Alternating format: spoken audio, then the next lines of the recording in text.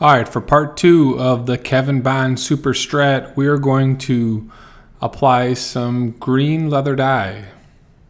We're going to do a dark brown back on the African mahogany, and we're going to apply some Angelus leather dyes green here. This is a sort of mildly figured maple top, and Kevin wanted me to paint this seafoam green, and I said no. We're going to stain it, and I think I can get it to pop where it looks pretty good, even though the figuring wasn't all that great. There's sort of a green stripe running down the left side there. You can see it. It's really interesting, and I thought I could get that to sort of pop out. So we're going to do green and black, and we're going to feather the black around the sides here. We're going to try and get the green all over, and we're going to cover up that arm cutout with black dye as well. So we're going to get some green and black Angelus leather dye. We're going to let it sit. We're going to sand it off and reapply. Same process as before. So the first coat is sort of testing out the coloring, see what's happening. And as I'm applying that first coat, I can see I need a little bit more dilution. So I grab my Angelus dye neutral and use it to pull the colors down a little bit more. And like I said, we always put 2 coats on, so we did 2 coats of green and then black feathering on the edge. And I see some super glue still. That was the one problem with doing the round over on the binding, is that the super glue sort of seeped in a couple spots, so I'll show you how I clean that up later. We're going to then mock this up so I can drill and modify the pick guard slightly. The custom pick guard from Warmouth needs a little bit of work. This is a shallower trim we're putting on here. And this is where I begin to lay it out, realize I need to move it a little bit more forward. And then that cavity is a little bit too wide. So we're going to make a template for drilling the bridge posts. Got just an old piece of poplar here. It's 55 millimeters across. We'll drill it out.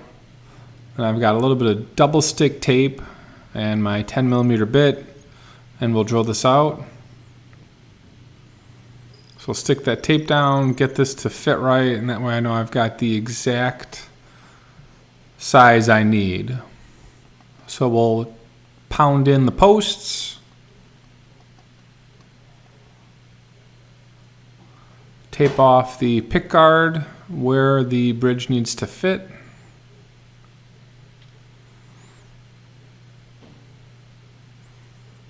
So we'll just mark this on where I'm actually going to sand this off,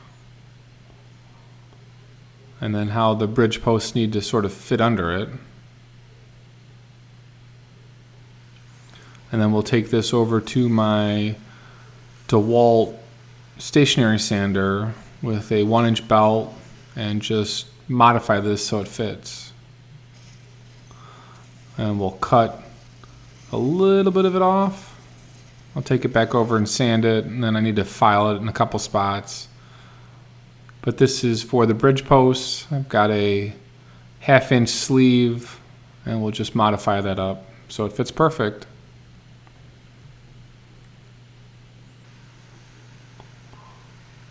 Go back on each side, make sure it fits.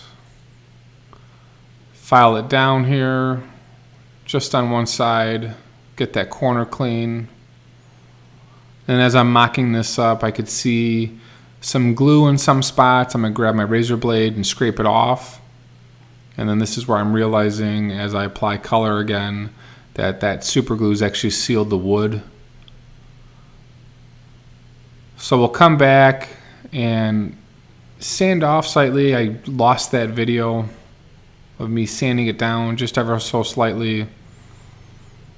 We're coming back with some green and just sort of feathering this on.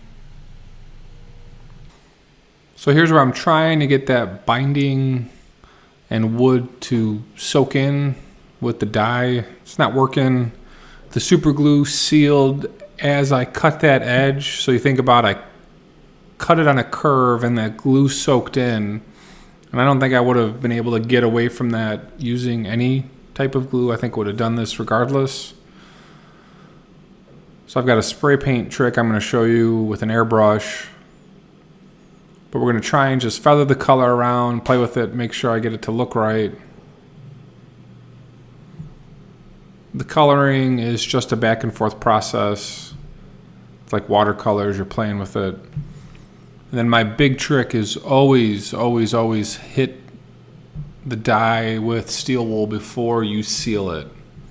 Helps so significantly. You can see on the bottom there, I just glued one little strip of wood. There wasn't that much of a gap where the trem was, but I wanted to make sure that it wasn't peeking through, more for aesthetics than anything else. I don't think I really needed to do it, but we did that anyway. So here's the steel wool getting all cleaned up. And then we will move to the back side here. And on the back side, we're going to apply brown leather dye.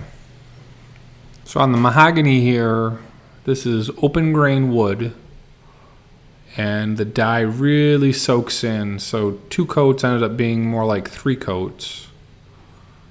Because I just couldn't get the dye to look right. So we'll get this in all the nooks and crannies, especially the back side of the trem. He doesn't want to do a trem cover. I don't blame him. So we need to fill the grain, and we're going to use aqua coat. I've used aqua coat before in another video. I want that arm cutout to only slightly look like a piece of wood. So we're going to paint it black, and I don't want the African mahogany to see through, and you don't want to see a line of where the cutout was. You just want to sort of blend in. So aqua coat is a water-based filler. You apply it and then you wipe it off, apply it again, wipe it off, apply it again, wipe it off. And I just use my finger here on the side, clean off anything that spills over to the top. And you apply your dye or stain first, and then you come back with aqua coat.